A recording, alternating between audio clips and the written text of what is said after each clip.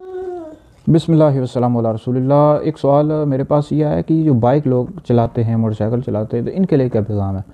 तो इनके लिए यही पैगाम है कि बाइक एहतियात के साथ चलाएं। जब घर से निकलें हेलमेट का इस्तेमाल करें। और बिल्कुल ही कुछ लोग चला रहे होते हैं बाइक और इतने तेज़ चला रहे होते हैं, गलियों में बाज़ का लोगों के साथ लग जाते हैं, एक्सीडेंट हो जाते हैं।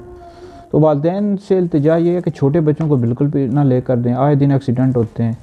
तो इसमें बड़ी एहतियात करनी चाहिए। बाइक चलाएं लेकिन आहिस्ता चलाएं और ज़रूरत हो तो चलाएं। वैसे ही कहीं चलाते रहते हैं, मतलब दुकान पर जाना है वो भी बाइक पर जाएंगे, तो पैदल भी जाना चाहिए, वर्जिश भी हो जाती है। और आजकल हम लोग तो बिल्कुल ही गाड़ियों के और मोटरसाइकिल पे यानी आदी हो चुके हैं। थोड़ा सा सफ़र करना हो तो वो भी बाइक पर ही करते हैं।